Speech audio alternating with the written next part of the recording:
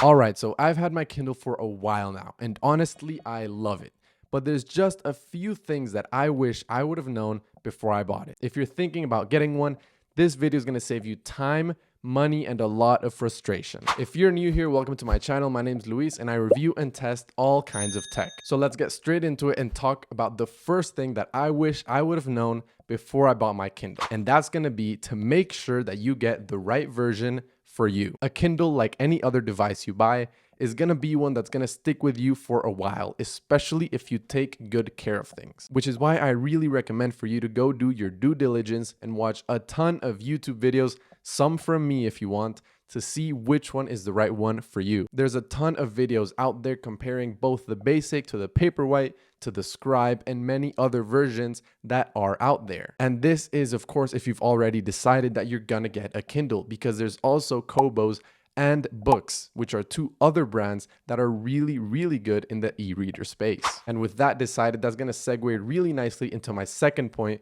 which is to try to get the European version or a version without ads. Now, I live in Europe, so when I bought my Kindle, I didn't know that there was a version that had ads and one that didn't. And when it came, I later realized that there were actually versions in the US especially that have ads and others that don't. And here in Spain, I ended up paying for a regular priced Kindle and actually got the one without ads. So if you are looking to save a little bit extra money, I would highly recommend for you to try to figure out a way to go for the European version without ads. Moving on to my third point, and again, this is still on the stages of before you actually have it, and it's don't overthink your storage. I really thought when getting my Kindle that 16 gigabytes was gonna be way too little, because obviously nowadays we're used to our phones starting at 256 gigs and going up to even 2 terabytes. So I beg that you don't fall in that trap of thinking that you're gonna need at least 32 or 64 gigs on your Kindle,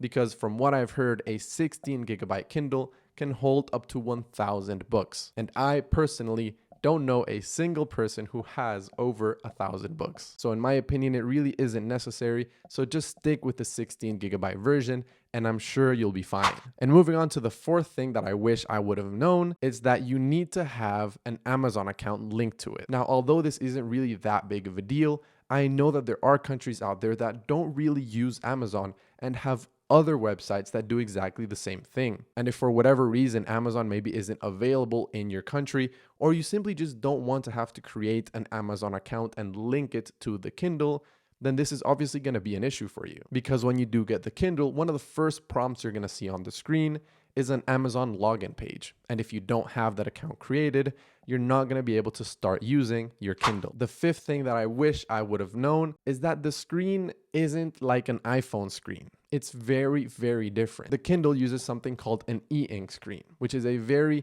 low energy using screen meant to make the Kindle last more and to give a similar view to that of reading on paper. And don't get me started on how slow the screen actually is. Now, you can go up to different models like the Paperwhite that are a little bit faster, but believe me when I say that this is generally just an e-ink issue and it isn't much to do with the actual device and the power that it has inside it. Because it's e-ink and the technology it uses, it's just always going to be a slow device generally. So if you are a person that's looking for a fast, whippy device, then this is just simply not going to be for you. Moving on to the sixth thing I wish I would have known, and that's that it's way slipperier than you think. I'm not sure if that's actually a word, but I think you get the point. When I first got my Kindle, I dropped it instantly. I was just unboxing it and I didn't know how slippery it was.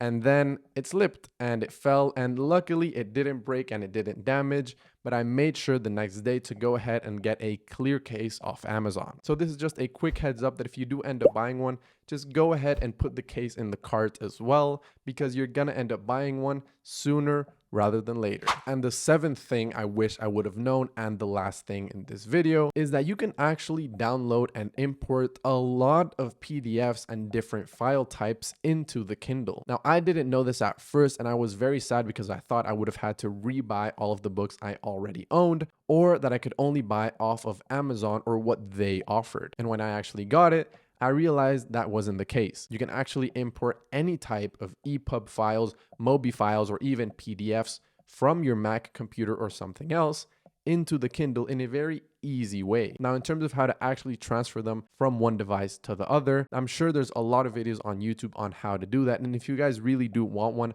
I can make a video on exactly how I do it. But it's a very easy process overall, and one that, like I said, I didn't expect for it to have. So guys, that was it. Those were the 7 things I wish I would have known before I bought my Kindle. If I did help you out in any way in making your decision, please leave a thumbs up, a comment, and subscribe if you're new to the channel. I did just launch channel memberships as well for those that are already subscribed. So if you do click the join button next to the subscribe button down there, then you'll be able to become an exclusive member of the channel and get a bunch of perks that nobody else has. I am going to put an annotation on the screen as well of my own Kindle review that I did when I first got my Kindle, and even the video of the first week of when I had it. I have many more Kindle videos on my channel as well, although it isn't necessarily my specialty. There are many of them, so go ahead and check those out. And if you like any, leave a like, comment, and subscribe as you did in this video. If you do want to follow my socials, it's going to be on screen right now and in the link in the description. So if you do want to see a BTS to my life and everything apart from YouTube,